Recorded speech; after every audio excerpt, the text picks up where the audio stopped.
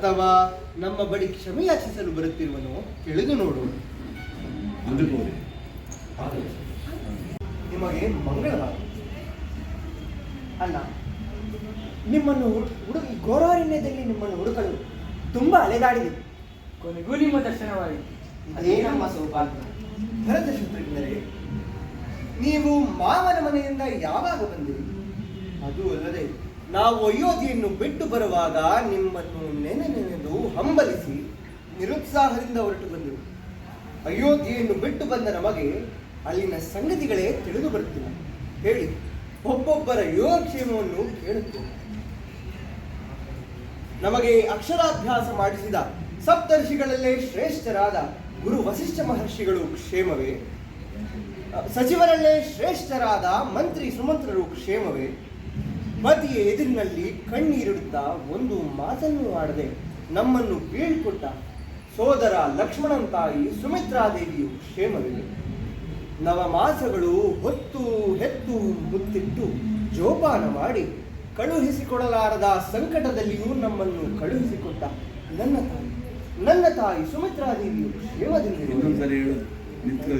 ಇಲ್ಲಿ ಅರ್ಥ ಮಾಡ್ಕೋ. ನೀನು ಕಾಡು ಬಂದು ನಿನ್ನ ತಮ್ಮದಿರು ಬಂದರು, ಅವಾಗ ಎಷ್ಟು ಖುಷಿ ಇರ್ತದೆ. ಆ ಕಣ್ಣಿಂಗ್ ಅಂದ್ರೆ ನೀನು ಮಿರರ್ ಹತ್ರ ನಿಂತ್ಕೊಂಡು ನೋಡ್ಕೋ ಅಂತ ಹೇಳಿದೆ. ನೀನು ಖುಷಿಯಾಗಿದೆ. ನೀನು ನಿನ್ನ ರಾಜ್ಯದ ವಿಷಯನ ತಿಳ್ಕೋಬೇಕು.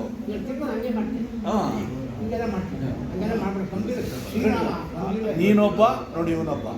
ಆ ಕಣ್ಣು ಹಿಂಗೆ ಆಮೇಲೆ ನನ್ನ ನೋಡಕ್ ಬರ್ತಾನೆ. ಮಾತು ಮುಂಚೆ ನನ್ನ ನೋಡಕ್ ಬರ್ತಾನೆ.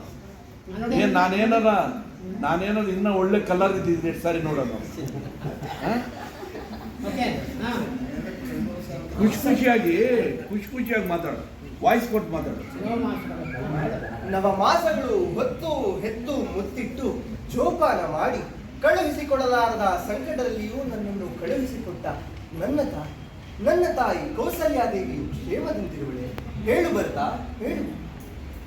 ಭರತ ಶತ್ರುಘ್ನರೇ, ನಿಮಗೆ ಪಟ್ಟವನ್ನು ಕಟ್ಟಿಸಿ ಅಣ್ಣನಾದ ಶ್ರೀರಾಮಚಂದ್ರನಿಗೆ ವನವಾಸವನ್ನು ವಿಧಿಸಿದ ಶ್ರೇಷ್ಠಳಾದ ನಿನ್ನ ತಾಯಿ ನಮ್ಮ ಚಿಕ್ಕಮ್ಮ ಕೈಕಾ ಮಾತೆಯ ಕ್ಷೇಮವೇ?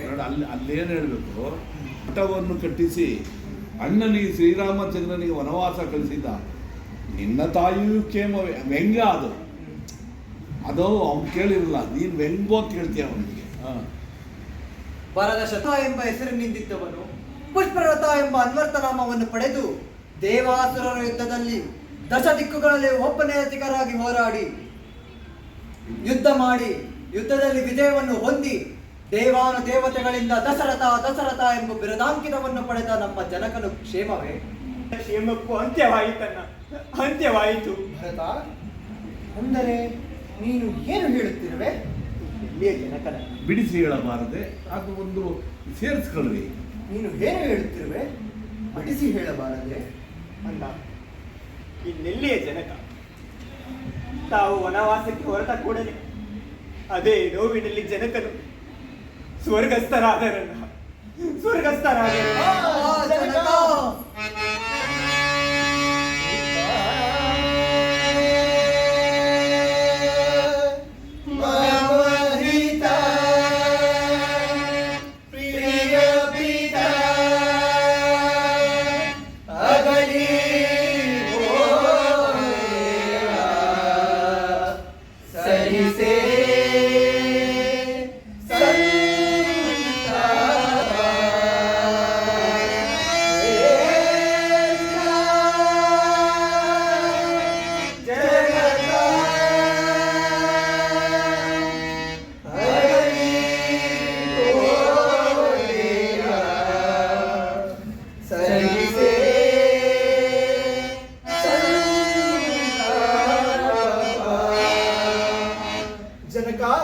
ಜನಕ, ಕಣಿಗೂ ನಗಳಿ ಸ್ವರ್ಗಸ್ಥರಾದಿರ. ತಂದೆ, ಸ್ವರ್ಗದಲ್ಲಿರುವ ತಮಗೆ ಇಲ್ಲಿಂದಲೇ ವಂದಿಸುವೆ. ಜನಕ, ನಮ್ಮ ಅಗಲಿಕೆಯ ದುಃಖವನ್ನು ತಾಳಲಾರದೆ ನಮ್ಮನ್ನು ಅಗಲಿದಿರ ಜನಕ. ನಿಮ್ಮ ಅಂತಿಮ ಕಾಲದಲ್ಲಿ ನಿಮ್ಮ ಬಳಿಯಲ್ಲಿದ್ದು ನಿಮ್ಮ ಸೇವೆ ಮಾಡುವ ಭಾಗ್ಯ ನಮ್ಮ ಹಣೆಯಲ್ಲಿ ಬರೆಯಲಿಲ್ಲವೇ? ಅಯ್ಯೋ ಭರತ, ನೀನೇ ಪುಣ್ಯಶಾಲಿ. ಜನಕನ ಅಲ್ಲಿ ಅಯ್ಯೋ ಅಯ್ಯೋ ಏನು ಬೇಡ, ದೊರೆಯಲಿಲ್ಲವೇ ಭರತ ಶತ್ರು, ನೀವೇ ಪುಣ್ಯಶಾಲಿ. ಭರತ, ಶತ್ರುಘ್ನ, ನೀವೇ ಪುಣ್ಯಶಾಲಿ. ಜನಕನ ಅಂತಿಮ ಕಾಲದಲ್ಲಿ ಅವರ ಸ್ನೇಹದಲ್ಲಿದ್ದು ಅವರ ಸೇವೆ ಮಾಡಿ. ಅಣ್ಣ, ಆ ಭಾಗ್ಯವು ನಮಗೂ ಇಲ್ಲವಾಯಿತ. ಅಣ್ಣ ಆ ಭಾಗ್ಯವು ನಮಗೂ ನೋವು ತಿಂದು ತಗೋಬೇಕು. ಅಣ್ಣ, ಆ ಭಾಗ್ಯವು ನಮಗೂ ಇಲ್ಲವಾಯಿತಣ್ಣ. ಜನಕನ ಮರಣ ಕಾಲದಲ್ಲಿ ನಾವು ಸಹ ಅವರ ಬಳಿಯಲ್ಲಿರಲಿಲ್ಲ. ಭರತ, ಜನಕ ಮರಣ ಕಾಲದಲ್ಲಿ ನೀವು ಸಹ ಅವರ ಸನಿಹದಲ್ಲಿರಲಿಲ್ಲವೇನು? ಜನಕ, ನಿಮ್ಮ ಅವಸಾನ ಕಾಲದಲ್ಲಿ ನಾವಾರು ನಿಮ್ಮ ಬಾಯಿಗೆ ಗಂಗೋದಕವನ್ನು ಬಿಡದಿದ್ದಂತಾಯಿತೆ. ಅಯ್ಯೋ, ನಾವೆಂತಹ ನಿರ್ಭಾಗ್ಯಶಾಲಿಗಳು. ಭರತ, ಕಳೆದು ಹೋದದ್ದರ ಬಗ್ಗೆ ಚಿಂತಿಸಿ ಬನ್ನಿ. ನೀನು ಗ್ಯಾಪ್ ಆಯ್ತದೆ, ಗ್ಯಾಪ್ಗಳು ಮಾಡಬೇಡ್ರಿ. ಭರತ, ಕಳೆದು ಹೋದದ್ದರ ಬಗ್ಗೆ ಚಿಂತಿಸಿ ಫಲವಿಲ್ಲ. ಅಲ್ಲಿ ಒಂದೇ ಸರಿ ಸಾಕು. ಭರತ, ಕಳೆದು ಹೋದುದು ಚಿಂತಿಸಿ ಫಲವಿಲ್ಲ. ಭರತ, ಕಳೆದು ಹೋದದ್ದರ ಬಗ್ಗೆ ಚಿಂತಿಸಿ ಫಲವಿಲ್ಲ. ಹೋಗು, ರಾಜನಿಲ್ಲದ ರಾಜ್ಯವು ದೇವರಿಲ್ಲದ ಗುಡಿಯಂತೆ. ನಿನ್ನ ತಾಯಿ ಆಜ್ಞೆಯ ಪ್ರಕಾರ ಪಟ್ಟಾಭಿಷಿಕ್ತನಾಗಿ ಸತ್ಯ ಧರ್ಮದಿಂದ ರಾಜ್ಯಭಾರ ಮಾಡಿಕೊಂಡು. ಏನು ಹೇಳಿದ್ದೀರಿ ಅಣ್ಣ? ಏನು ಹೇಳಿದ್ದೀರಿ? ಸಾಧ್ಯವಿಲ್ಲ. ನೀವಿಲ್ಲದ ಅಯೋಧ್ಯೆಯಲ್ಲಿ ನಾವು ಸಹ ಇರಲಾರೆ. ತಾವು ದಯಮಾಡಿ ಅರಮನೆಗೆ ಬಂದು ಪಟ್ಟಾಭಿಷಿಕ್ತರಾಗಿ ನಮಗೆ ಆನಂದವನ್ನುಂಟು ಮಾಡಿ. ಬನ್ನಿ ಹೋಗೋಣ. ಭರತ, ಮಾತೆಯವರ ಆಜ್ಞೆಯ ಪ್ರಕಾರ ನಿನಗೆ ಪಟ್ಟಾಭಿಷೇಕ, ನನಗೆ ವನವಾಸ. ಅದರಂತೆ ನಾನು ನನ್ನ ಕರ್ತವ್ಯದಲ್ಲಿ ನಿರತನಾಗಿದ್ದೇನೆ. ನನ್ನ ವನವಾಸದ ಅವಧಿಯು ಮುಗಿಯುವ ತನಕ ನಾನು ಪುರಪ್ರವೇಶ ಮಾಡುವುದಿಲ್ಲ. ಅದು ಅಲ್ಲದೆ ನಿನ್ನ ಭಾಗ್ಯಕ್ಕೆ ಬಂದ ಸಿಂಹಾಸನವನ್ನು ನಾನು ಏರುವುದಾದರೆ ದತ್ತಾಪಹಾರ ದೋಷಕ್ಕೆ ಗುರಿಯಾಗಬೇಕಾಗಿದೆ. ನಾನಾಗಿ ಸಿಂಹಾಸನವನ್ನು ಬಿಟ್ಟುಕೊಡುತ್ತಿರುವಾಗ ಇನ್ನೆಲ್ಲಿಯೇ ದತ್ತಾಪಹಾರ ದೋಷವನ್ನು? ಭರತ, ನೀನು ಏನೇ ಹೇಳಿದರೂ ನನ್ನ ಮನಸ್ಸು ಒಪ್ಪುವುದಿಲ್ಲ. ಅಗ್ರಜ, ಭರತನ ಆಸೆಯಂತೆ ಹೇಳಿದು ಅವನಿಗೂ ಸಂತೋಷ ಉಂಟು ಮಾಡಲು. ವಹಿಸ್ಕೊಳ್ಬೇಕು. ಹೇಳಿ, ಅಗ್ರಜ, ಮಾತಾಡ. ನನ್ನದೊಂದು ಕೋರಿಕೆಯನ್ನಾದರೂ ನೆರವೇರಿಸಿಕೊಳ್ತೀರಾ? ಅದೇನು ಹೇಳು ಭರತ, ನಡೆಸಿಕೊಡುತ್ತೇನೆ. ಅಣ್ಣ, ನೀವಿಲ್ಲದ ಅರಮನೆಯಲ್ಲಿ ನಾವು ಸಹ ಇರಲಾರೆ. ಆದ್ದರಿಂದ ತಾವು ದಯಮಾಡಿ ನಿಮ್ಮ ಪವಿತ್ರವಾದ ಪಾದುಕೆಗಳನ್ನು ಅನುಗ್ರಹಿಸಿ ನಾನು ಅವುಗಳಿಗೆ ನಂದಿ ಗ್ರಾಮದಲ್ಲಿ ಪಟ್ಟ ಕಟ್ಟಿ ನಾನು ಕೇವಲ ನೆಪ ಮಾತ್ರಕ್ಕೆ ರಾಜ್ಯವನ್ನಾಳುತ್ತೇನೆ. ತಮ್ಮ ವನವಾಸ ಮುಗಿದ ಮರುದಿನವೇ ನೀವು ನನಗೆ ದರ್ಶನವನ್ನು ನೀಡಬೇಕು. ಇಲ್ಲವಾದಲ್ಲಿ ನಾನು ಅಗ್ನಿಪ್ರವೇಶ ಮಾಡುತ್ತೇನೆ. ಭರತ, ಈ ಹಾಗೆ ಮಾತು ನಿಮ್ಮ ಪಾದದಾನಿಗೂ ಸತ್ಯವನ್ನ. ಭರತ, ಹಾಗೆ ನುಡಿಯಬೇಡ. ತೆಗೆದುಕೋ ಪಾದಕೆಗಳನ್ನು.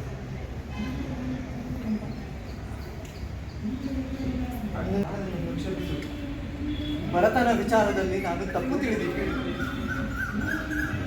ಮಾತಾಡ್ಬೇಕು. ಯಾಕೆ ಒಂದೊಂದ್ಸರಿ ಹಂಗಾಯ್ತೀಯಾ? ಅಗ್ರಜ, ನನ್ನನ್ನು ಕ್ಷಮಿಸು. ಭರತನ ವಿಚಾರದಲ್ಲಿ ನಾನು ತಪ್ಪು ತಿಳಿದಿದ್ದೆ. ಲಕ್ಷ್ಮಣ, ಈ ಪ್ರದೇಶವು ಅಯೋಧ್ಯೆಗೆ ಸಮೀಪದಲ್ಲಿರುವುದರಿಂದ ಪ್ರಜೆಗಳು ಪದೇ ಪದೇ ಬಂದು ನಮ್ಮನ್ನು ಕಾಡುವರು. ಆದ್ದರಿಂದ ನಮ್ಮ ಮುಂದಿನ ಪ್ರಯಾಣವನ್ನು ದಂಡಕಾರಣ್ಯದ ಕಡೆಗೆ ನಡೆಸು. ಆಗಲಿ ಅಗ್ರಜ, ನಡೆಯುವ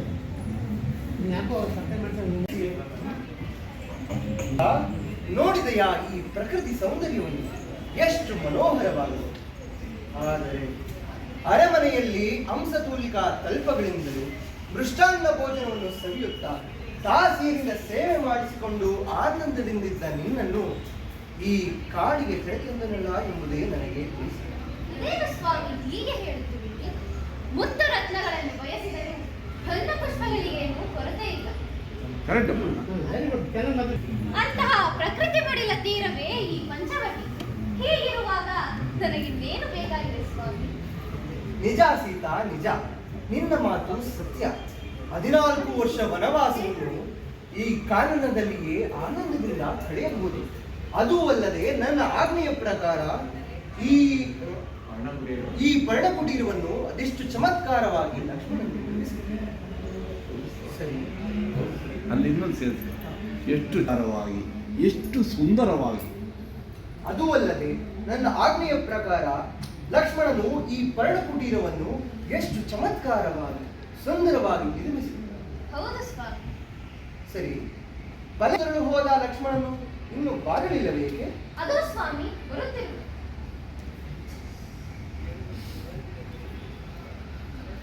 ಲಕ್ಷ್ಮಣ, ಈ ಖಡ್ಗ ಯಾವುದು? ಅಗ್ರಜ, ಓರ್ವ ರಕ್ಕಸನು ಸೂರ್ಯದೇವನನ್ನು ಕುರಿತು ತಪವನ್ನಾಚರಿಸುತ್ತಿದ್ದನು. ಆತನ ತಪಸ್ಸಿಗೆ ಮೆಚ್ಚಿ ಭಗವಾನ್ ಭಾಸ್ಕರನು ಆತನಿಗೆ ಈ ಖಡ್ಗವನ್ನು ಕೊಡುವಷ್ಟರಲ್ಲಿ ನಾನೇ ಆತನಿಂದ ಕಸಿದುಕೊಂಡೆನು. ಕಾರಣ, ರಾಕ್ಷಸರು ವರವನ್ನು ಪಡೆದ ಮೇಲೆ ಲೋಕ ಕಲ್ಯಾಣಕ್ಕೆ ವಿರುದ್ಧವಾಗಿ ವರ್ತಿಸುವರೆಂದು ನಾನು ಆತನ ಚಿರಚ್ಛೇದನ ಮಾಡಿದೆ. ಒಳ್ಳೆಯ ಕೆಲಸವನ್ನೇ ಮಾಡುವುದಿಲ್ಲ. ಈ ಖಡ್ಗವು ನಿನ್ನ ಆತ್ಮರಕ್ಷಣೆಗಾಗಿ ನಿನ್ನ ಬಳಿಯಲ್ಲೇ ಇದೆ. ಹಾಗೇ ಆಗಲೇ ಸ್ವಲ್ಪ ಕಾಲ ವಿಶ್ರಮಿಸಿ. ಆಗಲೇ ಬಾ, ಕುಳಿತು.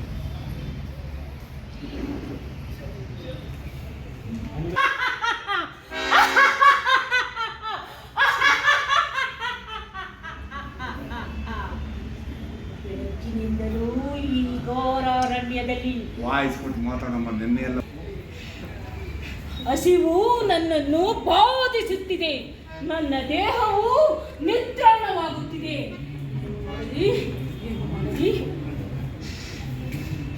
ಓಹೋ, ಇಲ್ಲೆಲ್ಲೋ ನರಮನುಷ್ಯರ ವಾಸನೆ ಘಮ ಘಮ ಎಂದು ಬರುತ್ತಿದೆ. ಇನ್ನು ನಾನು ಕೊಂದುವೆ ಆನಂದವ.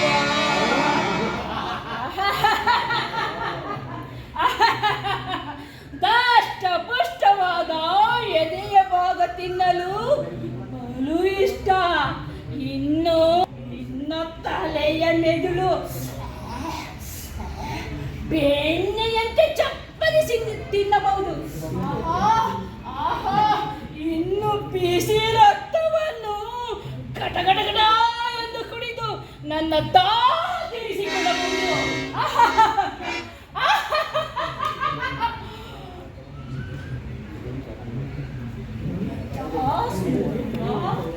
ಎಂತಹ ಚೂರು, ಎಂತಹ ರೂಪು, ಎಂತಹ ಲಾವಣ್ಯ. ಮನ್ಮಥನೇ, ಕುಡಿದರೆ ನನ್ನ ಮನಸ್ಸಿನಲ್ಲಿ ಅಡಗಿದ ಆಸೆ ಚಿಗುರುಡಿದು ಪ್ರೇಮಾಂಕರಿಸಿದೆ. ಪ್ರೇಮಾಂಕರಿಸಿದೆ. ಕಾಮದ ತ್ರಷೆ ನನ್ನನ್ನು ಕಾಡುತ್ತಿದೆ. ನನ್ನನ್ನು ಮದುವೆಯಾದರೆ ನವಯೌವನದ ರೂಪ ತಾಳಿ ಅನುರೂಪಳಾಗಿ ಬಂದು ಇವನನ್ನು ಮನವೊಲಿಸಿವೆ. ನಾನು ಇವರನ್ನು ನೋಡಿ ಇವರಲ್ಲೇ ಮೋಹಪರವಶನಾಗಿ ಬಿಟ್ಟೆ. ಇರಲಿ ಈ ನನ್ನ ಮನಮೋಹಕ ಸೌಂದರ್ಯದಿಂದ ಅವರೇ ನನ್ನನ್ನು ವರಿಸುವಂತೆ ಮಾಡುವೆನು. ಪ್ರಿಯಾ, ಓ ಪ್ರಿಯಾ. ಯಾರಮ್ಮ ನೀನು? ಈ ಅರಣ್ಯಕ್ಕೆ ಏಕೆ ಬಂದೆ? ನಿನ್ನ ದೇಶ ಯಾವುದು? ನಿನ್ನ ಹೆಸರೇನು? ನನ್ನಿಂದ ನಿನಗೇನಾಗಬೇಕು? ನಾನು ಲಂಕಾಧೀಶ್ವರನಾದ ರಾವಣ ಸಹೋದರಿ. ನನ್ನನ್ನು ಸುಂದರ ಶೂರ್ಪಣಖ ಎಂದು ಕರೆಯುವರು. ಓ, ನೀನು ರಕ್ಕಸಿಯೇ? ಸರಿ, ಇಲ್ಲಿಗೆ ಏಕೆ ಬಂದೆ? ನಾನು ನಿಮ್ಮನ್ನು ಲಗ್ನವಾಗಲು ಬಂದಿದ್ದೇನೆ ಪ್ರಿಯಾ. ನನ್ನ ಕೈ ಹಿಡಿದು ನಡೆಸು ಬಾ ಪ್ರಿಯಾ, ನನ್ನ ಕೈ ಹಿಡಿದು ನಡೆಸು ಬಾ. ಅಮ್ಮ, ನಾನು ಏಕಪತ್ನಿ ವ್ರತಸ್ಥ. ನಿನ್ನನ್ನು ಲಗ್ನವಾಗಲ? ಓಹೋ, ಹಾಗೆಯೋ? ಏಕಪತ್ನಿ ವ್ರತಸ್ಥನೇ? ಪ್ರಿಯಾ, ಹಾಗಾದರೆ ಒಂದು ಕೆಲಸ ಮಾಡಿ. ನೀವು ಆಕೆಯನ್ನು ತೆಗೆಸಿ ನನ್ನನ್ನು ವರಿಸಿ, ಆಗ ನಿನ್ನ ವ್ರತಕ್ಕೆ ಯಾವ ಭಂಗನೂ ಬರುವುದಿಲ್ಲ. ನಾನು ಈಕೆಯನ್ನು ಅಗ್ನಿ ಸಾಕ್ಷಿಯಾಗಿ ಕೈ ಹಿಡಿದಿದ್ದೆ. ಓಹೋ, ಅಗ್ನಿ ಸಾಕ್ಷಿಯಾಗಿ ಕೈ ಹಿಡಿದಿದ್ದೀರಾ? ನನ್ನನ್ನು ವಾಯು ಸಾಕ್ಷಿಯಾಗಿ ಕೈ ಹಿಡಿಯಿರಿ ಅಲ್ವಾ? ವಾಯು ಸಾಕ್ಷಿಯಾಗಿ ಯಾರ ಕೈಯನ್ನು ಹಿಡಿಯಲಾಗದು. ಸರಿ, ನಿನಗಿನ್ನು ಲಗ್ನವಾಗಿಲ್ಲವೇನು? ಅಯ್ಯೋ, ಆಗಿತ್ತು ಪ್ರಿಯಾ, ಆಗಿತ್ತು. ನನ್ನ ಬಂಡ ಗಂಡ ಮೊಸಳೆಯನ್ನು ತಿನ್ನಲು ಹೋಗಿ ಸತ್ತ. ಚಿರೆಯೊಬ್ಬಳಾದ ನಾನು ನಿನ್ನಂತಹ ಸುರಸುಂದರಂಗನನ್ನೂ ಹುಡುಕುತ್ತಿದ್ದೆ. ನಿಮ್ಮನ್ನು ನೋಡಿದ ಕ್ಷಣ ನಿಮ್ಮನ್ನೇ ಮೋಹಿಸಿಬಿಟ್ಟೆ. ನನ್ನ ಕೈ ಬಿಡಬೇಡ ಪ್ರಿಯ, ನನ್ನ ಕೈ ಬಿಡಬೇಡ. ಹೇ ಅಕ್ಕ, ಹೇ ಅಕ್ಕ, ನೀನಾದ್ರೂ ಸ್ವಲ್ಪ ಹೇಳೆ ನಾವಿಬ್ಬರು ಅನ್ಯೋನ್ಯವಾಗಿರ್ತೀನಿ ಎಂದು. ಸ್ವಾಮಿ, ಅವಳ ಬಯಕೆಯನ್ನು ಈಡೇರಿಸಿ. ಆದರೆ ಜಾಗ್ರತೆ, ಅವಳು ಆಯತಪ್ಪಿ ಬಿದ್ದರೆ ನಿಮಗೆ ಮೇಲೇಳಲು ಕಷ್ಟವಾಗಬಹುದು. ನಿಮ್ಮ ಮೇಲೆ ಬಿದ್ದರೆ ಆಯತಪ್ಪಿ ನಿಮ್ಮ ಮೇಲೆ, ಹಾ, ಅವಳು ಆಯತಪ್ಪಿ ನಿಮ್ಮ ಮೇಲೆ ಬಿದ್ದರೆ ನಿಮಗೆ ಮೇಲೇಳಲು ಕಷ್ಟವಾಗಬಹುದು. ಸೀತಾ, ಸೀತಾ, ಪರಿಹಾಸ್ಯ ಮಾಡಬೇಡ. ನೀನು ಲಗ್ನವಾದ ಕರೆಕ್ಟಾಗಿ ಮಾಡ್ರಿ. ಆ ಪಾರ್ಶ್ವದಲ್ಲಿ ನನ್ನ ಸಹೋದರನಾದ ಲಕ್ಷ್ಮಣ ಇದ್ದಾನೆ. ಓಹೋ, ಅವನ ಬಳಿಗೆ ಹೋಗು, ನಿನ್ನ ಇಷ್ಟಾರ್ಥವು ನೆರವೇರು. ಓಹೋ, ಹಾಗೆಯೋ? ಆತನು ನಿನಗಿಂತ ಸುಂದರವಾಗಿರುವನೇ? ಹೌದು ಹೌದು, ನನಗಿಂತಲೂ ಸುಂದರನಾಗಿದ್ದಾನೆ. ಓಹೋ, ನಾನು ಬರಲೇ ಬಾವಾ? ನಿಲ್ಲು ನಿಲ್ಲು, ಬಾ ಹೀಗೆ. ಹೇಗೆ ಬಾವಾ? ಗುರುತುಗಳನ್ನು ಬರೀ. ನಾನು ನೆನ್ನೆ ಒಂದು ಡೈಲಾಗ್ ಕೊಟ್ಬಿಟ್ಟೆ ಅಲ್ಲಿ ನನ್ನ ಬಾಯಿಲಿ. ನೀನು ಬಲು ಅವಸರದಲ್ಲಿ. ಅವಸರದಲ್ಲಿರುವೆ. ನಿಲ್ಲು ನಿಲ್ಲು, ಬಾ ಹೀಗೆ. ಗುಲಾದಿಲ್ಲ ಕರಿ. ನಿಲ್ಲ ನಿಲ್ಲು, ನಿಲ್ಲ ನಿಲ್ಲು. ಬಾಯಿಲೆ. ಬಾ ಹೀಗೆ. ನೀನು ಬಲು ಅವಸರದಲ್ಲಿರುವೆ, ಹಿಂದಿರು. ಹೇಗೆ ಬಾವಾ? ಅದು ಗುರುತುಗಳನ್ನು ಕೇಳಮ್ಮ, ನೀನು ಅವಸರದಲ್ಲಿ ಇರುವುದಂತ. ಹೌದು ಬಾವಾ, ಹೌದು ಹೌದು. ಹಿಂದಿರು. ಹೇಗೆ ಬಾವಾ? ಗುರುತುಗಳನ್ನು ಬರೆಯುವುದು. ಓಹೋ, ಆಗಲಿ ಆಗಲಿ ಬಾಬಾ, ಬರೀರಿ ಬರೀರಿ. ಸುಮ್ಮನೆ ಸುಮ್ಮನೆ ನಿಲ್ಲುವೆಯೋ ಇಲ್ಲವೋ? ನಿಲ್ಲುವೆ ನಿಲ್ಲುವೆ ನಿಲ್ಲುವೆ. ಹೊರ ಸಿಕ್ಕಿದ್ರೆ ಸಾಕು, ಕಣ್ಣೆತ್ತು ನೋಡುವುದಿಲ್ಲ. ಲಗ್ನವಾದ ಮೇಲೆ ನೋಡಿಕೊಂಡರೆ ಆಯ್ತು.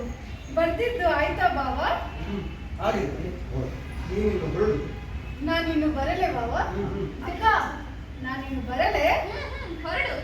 ಪ್ರಿಯಾ, ಓ ಪ್ರಿಯಾ, ಓ ನನ್ನ ಸುರಸುಂದರಾಂಗ, ಓ ನನ್ನ ಪ್ರಾಣಕರಂಗ. ಈ ಅರ್ಕಟ ಮಾತ್ರನಾದ ನಾನು ಏನೆಂದು ವರ್ಣಿಸಲಿ ತಾಯಿ. ಕಪಲ ಕುಲದೀಪ ಶ್ರೀರಾಮಚಂದ್ರ ವಿಠಲದೆಯುಂದ ತಾನಪ್ಪಿ ಸತತವು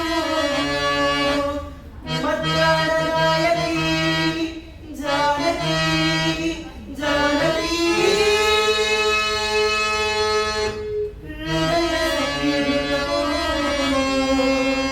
ಆಹಾರ ನಿದ್ರೆಗಳೆಲ್ಲವೂ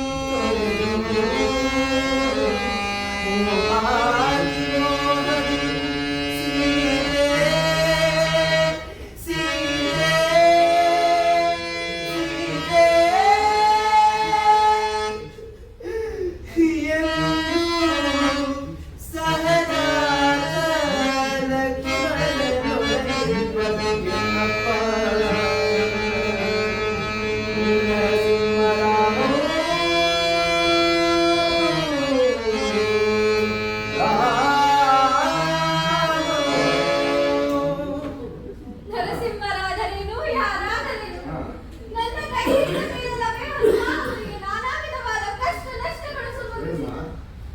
ಅನ್ಯಥಾ ಭಾವಿಸಬೇಡ. ಈ ಕಾಡು ನಾಡಿನ ಜನಗಳು ಕ್ಷಣಕ್ಕೊಂದು ಕಾಮರೂಪದಲ್ಲಿ ನನ್ನನ್ನು ಕಾಡುತ್ತಿದ್ದಾರೆ. ಮಾಯಾವಿಗಳ ಮಧ್ಯದಲ್ಲಿರುವ ಪ್ರತಿಯೊಬ್ಬರಿಗೂ ಅದು ಸಹಜವಾದ ಸ್ವಭಾವ ತಾನೇನಮ್ಮ.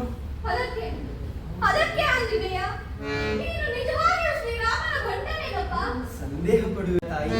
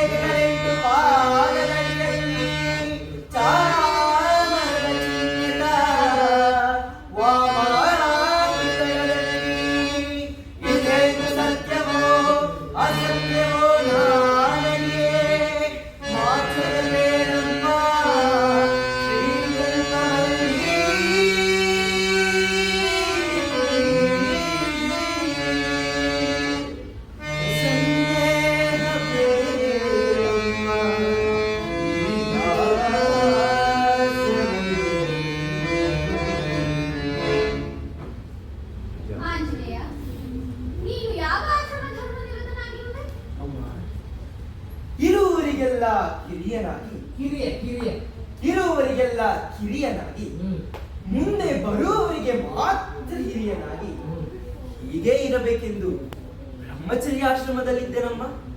ಹಾಗಾಗಿ ಆಳಿಸಿದ ಈ ಕೋಡಕಕ್ಕೆ ನೆನಪಿನಲ್ಲಿಡುವಂತೆ ಮಾಡಬೇಕಾದ ಶಿಕ್ಷೆ ಯಾವುದು? ಈ ವಾನರ ಜಾತಿಗೆ ಮುಖ್ಯವಾದ ಅಂಗವೆಂದರೆ ಲಾಂಗೂಲ.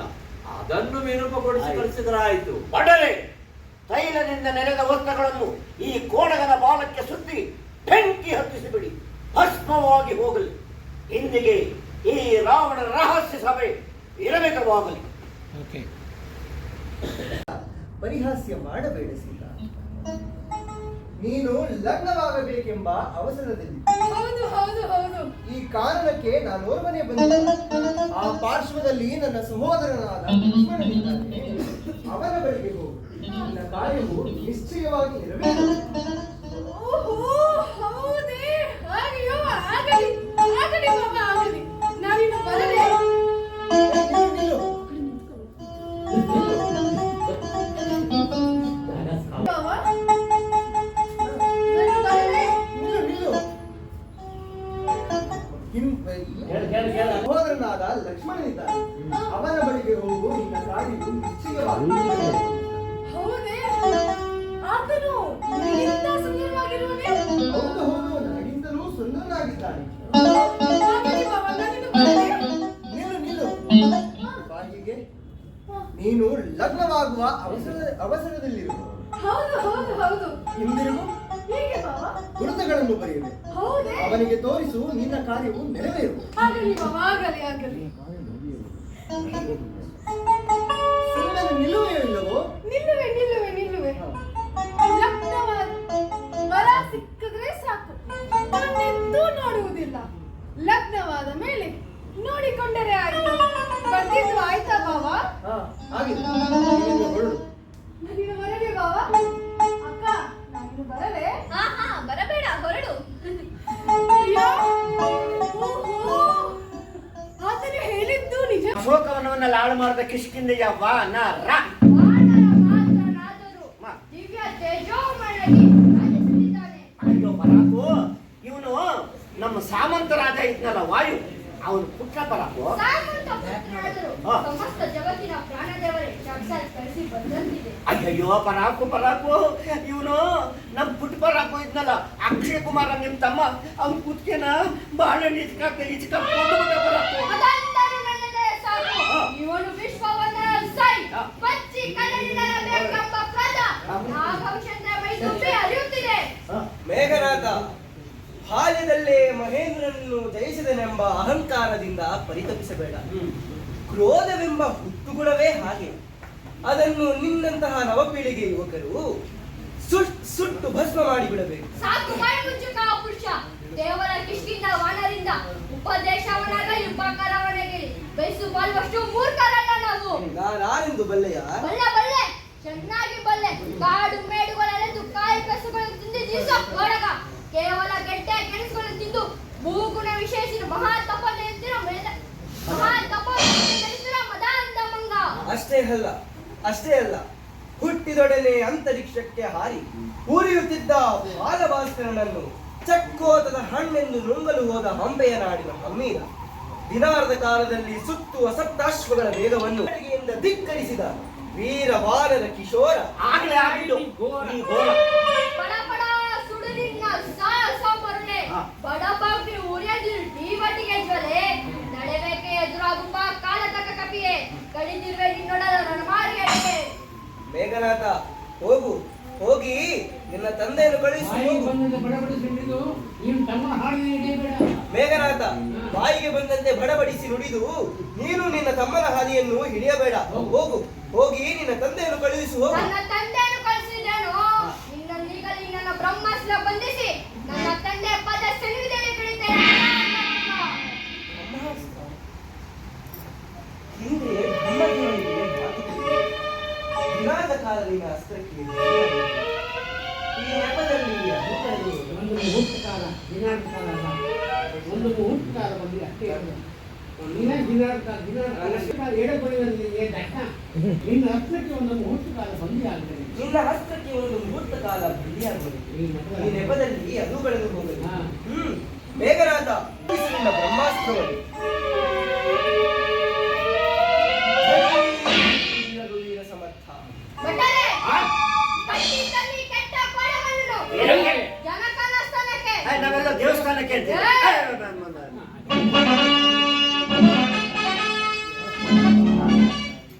ಮಂಜ ಗುರುಗಳೇ, ಇದು ಆಮೇಲೆ ಮಾಡ್ಕೊಡ್ತೀನಿ.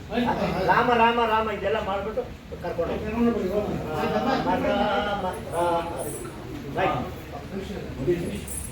ನಿನ್ನ ಹೃದಯದಲ್ಲೇ ಇದೆ ನಿನ್ನ ಭಾಗದ ಅಪಮೃತ್ಯು ಅಪಜಯ. ಅಪಜಯ. ಈ ಕನಕಲಂಕೇಶ್ವರನ ಹೆಸರಿಗೆ ಅಪಜಯದ ಪರಿಚಯವೇ ಇಲ್ಲ. ಹಾಗಾದರೆ ಅನೇಕ ಬಾರಿ ಅಪಜಯವನ್ನು ಹೊಂದಿ ನೊಂದಿರುವ ರಾವಣನ ಇತಿಹಾಸವನ್ನು ಕೇಳಿರುವೆನಲ್ಲ, ಆ ರಾವಣನಾರು? ಈ ಮಹಿರಾವಣರಲ್ಲಿ ಯಾರಾದರೂ ಒಬ್ಬರಾಗಿರಬಹುದು. ಸುಳ್ಳು. ಮಾತು ಮಾತಿಗೂ ನಾನು ಪ್ರಚಂಡ ರಾವಣ ಎಂದು ಪ್ರತಿಷ್ಠೆ ಕೊಚ್ಚಿಕೊಳ್ಳುತ್ತಿರುವ ನೀನೇ ಅನೇಕ ಬಾರಿ ಅಪಜಯವನ್ನು ಹೊಂದಿ ನೊಂದಿರುವೆ. ರಾವಣೇಂದ್ರ, ಮರೆತಿದ್ದರೆ ನೆನಪು ಮಾಡಿಕೋ. ಕೈಲಾಸವನೇ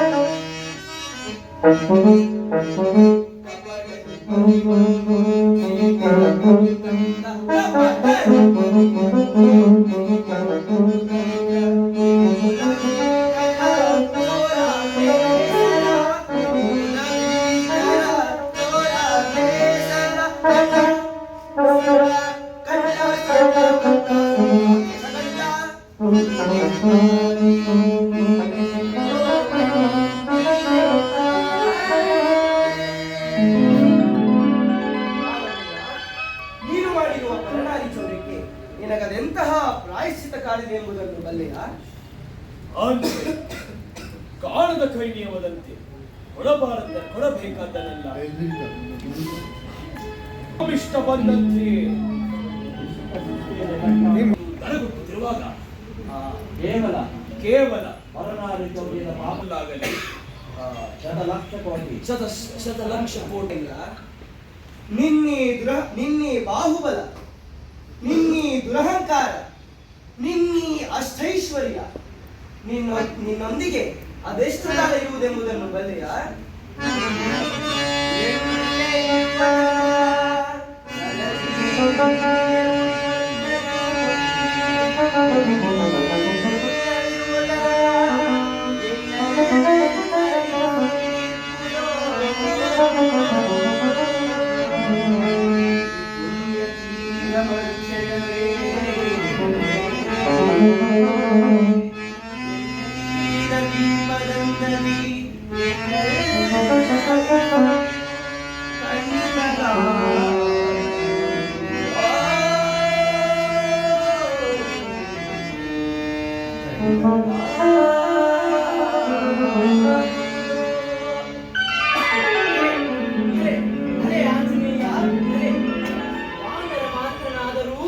ನಿಜವನ್ನೇ ನುಡಿದೆ. ಪ್ರಭು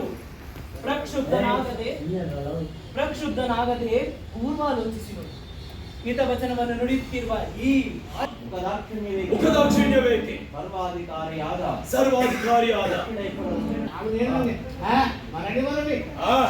ಬರಲಿ ಬೇಡ ರಾವಣೇಂದ್ರ, ಬೇಡ ಬೇಡ ರಾವಣೇಂದ್ರ, ಬೇಡ. ಈ ಸಂಗ್ರಾಮದಲ್ಲಿ ನಿನಗೆಂದೆಂದಿಗೂ ಜಯವಿಲ್ಲ. ಹೆಣ್ಣು ಕೊಟ್ಟ ಮಾವ, ಕಣ್ಣು ಕೊಟ್ಟ ದೈವ ಎಂಬ ನಾಡಗಾದಿಗನುಗುಣವಾಗಿ ಎನ್ನಪ್ಪ ಶ್ರೀರಾಮಚಂದ್ರನಿಂದ ಪೂಜೆ ಮಾಡಿಸಿತು. ಅಂದರೆ ಅಶೋಕವನದಲ್ಲಿರುವ ಸೀತಾಮಾತೆಯನ್ನು ಕರೆತಂದು ಅವಳಿಗೆ ಮಂಗಳ ಸ್ನಾನ ಮಾಡಿಸಿ ಈ ಸಭೆಯ ಒಂದು ಪಾರ್ಶ್ವದಲ್ಲಿ ನಿಲ್ಲಿಸಿ ಕಾಯ ವಾಚ ಮನಸ ನಾನು ಮಾಡಿದ ಪರನಾರಿ ಚೌರ್ಯವು ಮಹಾಪರಾಧವಾಯಿತೆಂದು ರಾಮ ಎಂದು ರಾಮದೂತನಾದ ನನ್ನ ಕಾಲಿಗೆ ನಮಸ್ಕರಿಸಿ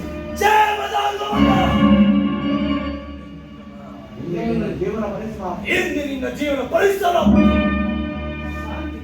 ಶಾಂತಿ ಸಾರ್ವಭೌಮ ಶಾಂತಿ. ರಾಯಭಾರಿಯಾಗಿ ಬಂದವರನ್ನು ರಾಕ್ಷಸತನದಿಂದ ಕೊಲ್ಲುವುದು ಚಕ್ರೇಶ್ವರನಾದ ನಿನಗೆ ಸೂಕ್ತವಲ್ಲ. ಅದು ರಾಜಧರ್ಮವೂ ಅಲ್ಲ. ಹಾಗಾದರೆ ನನ್ನನ್ನು ತನ್ನ ಕಾಲಿಗೆ ಬೀಳುವಂತೆ. ಈ ಕೋರಗಳಿಗೆ ಮುಖ್ಯವಾದ ಅಂಗವೆಂದರೆ ಲಂಗೂಲ. ಅದನ್ನು ವಿರೂಪಗೊಳಿಸಿದರಾಯಿತು.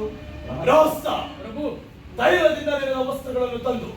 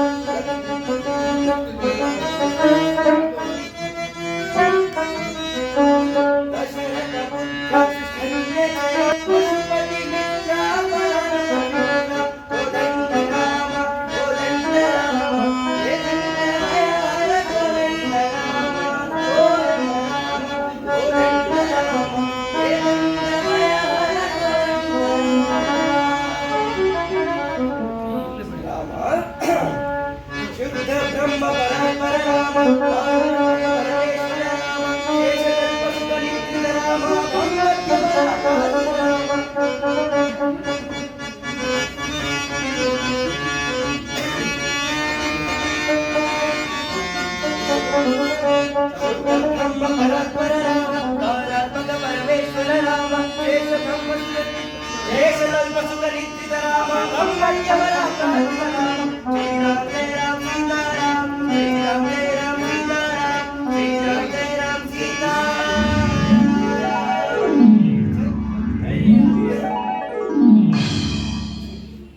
ಸನ್ನಿವೇಶ ಬಹುದೂರವಿಲ್ಲ. ಸೀತಾನ್ವೇಷಣೆ ಕಾರ್ಯನಿರತರಾದ ಹನುಮ, ನಳ, ನೀಲ, ಗಯ ಮುಂತಾದವರ ಪುನರಾಗಮನವೇ ತಿಳಿದು ಬರುತ್ತಿದ್ದರಲ್ಲ. ಜೈ ರಘುವೀರ ಸಮರ್ಥ. ಜಯತ್ರಾತ್ರೆಯ ಕೂಗು ಕೇಳಿ ಬರುತ್ತಿದೆ. ಜೈ ರಘುವೀರ ಸಮರ್ಥ. ಜೈ ರಘುವೀರ ಸಮರ್ಥ. ಬಾ ಹನುಮ ಬಾ. ಹೋದ ಕಾರ್ಯ ಸಫಲವಾಗಿದೆ. ಸೀತೆಯನ್ನು ಕಂಡೆಯ?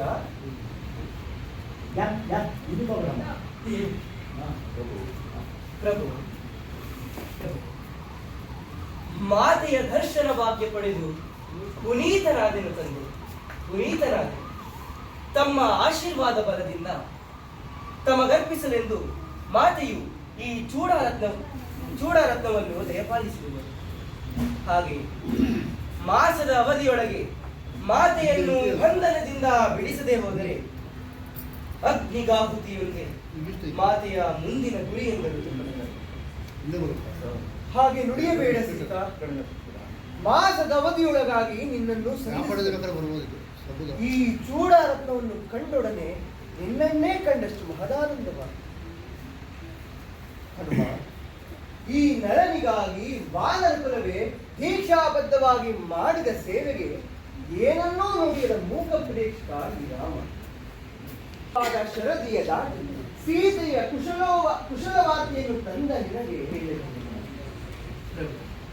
ಬೇಡೇನನ್ನು ಬೇಡಲಾಯಿತು, ಬೇರೇನನ್ನು ಬೇಡಲಾಯಿತು. ತಮ್ಮ ಪಾದ ಸೇವೆಯ ಕೈಂಕರ್ಯದ ಭಾಗ್ಯವನ್ನು ಅನುಗ್ರಹಿಸುವುದಯಾಗಿದೆ.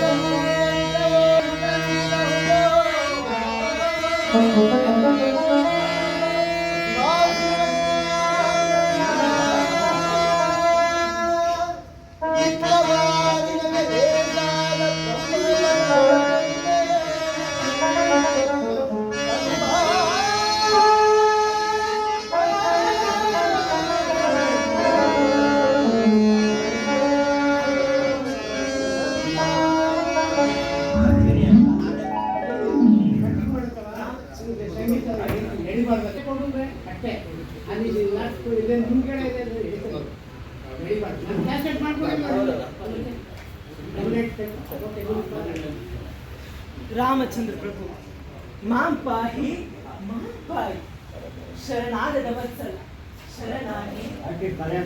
ಶರಣಾಗಿ ನಿನ್ನೆಡೆಗೆ ಬಂದಿದ್ದು ಈ ದಾಸನನ್ನು ಅನುಗ್ರಹಿಸಿ ಆಶೀರ್ವದಿಸಿ ಅವರಿಗೆ ನೀಡುತ್ತಂದೆ. ಪ್ರಭು, ಪ್ರಚಂಡ ರಾವಣನ ಅನುಜ ವಿಭೀಷಣ ನೀತ ಅಗ್ರಜನಿಗೆ ಉಪದೇಶ ನೀಡಿದರ ಪ್ರತಿ ರಾಜ್ಯ ಭ್ರಷ್ಟ ಆಶ್ರಯ ಬೇಡಿದ ಆಶ್ರಯ ನೀಡುತ್ತಂದೆ.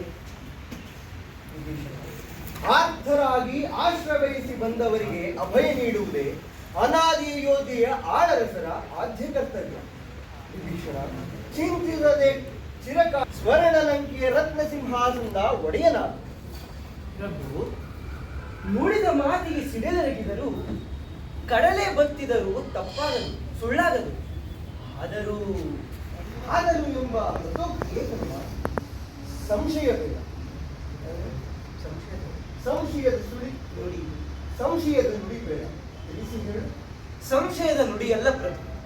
ಪ್ರಭು, ಒಂದು ವೇಳೆ ಸಾರ್ವಭೌಮ ಪ್ರಚಂಡ ರಾವಣನು ತಮ್ಮ ಪಾದಕ್ಕೆ ಮಣಿದು ಶರಣಾದರೆ ವಿಭೀಷಣನಿಗೆ ಕೊಟ್ಟ ಮಾತು ಹುಸಿಯಾಗುವುದಲ್ಲ ಎಂದು.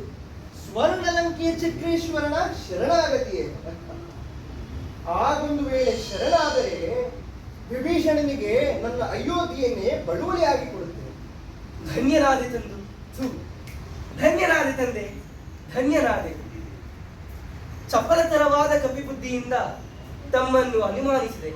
ದಯವಿಟ್ಟು ನನ್ನನ್ನು ಕ್ಷಮಿಸಿ ತಂದೆ. ಭಗವತ್ಸರು ತಮ್ಮ ಪಾದಗಳೇ ನನಗೆ ಶ್ರೀರಕ್ಷೆ.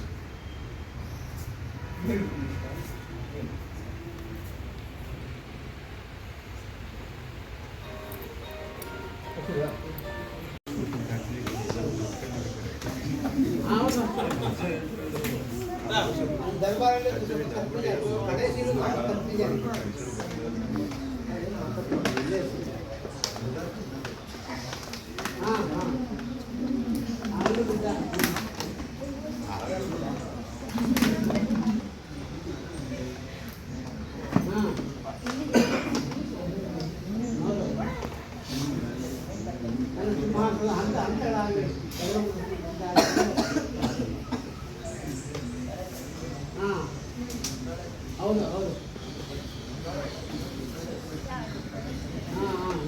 ದೊಡ್ಡ ಮಟ್ಟಕ್ಕೆ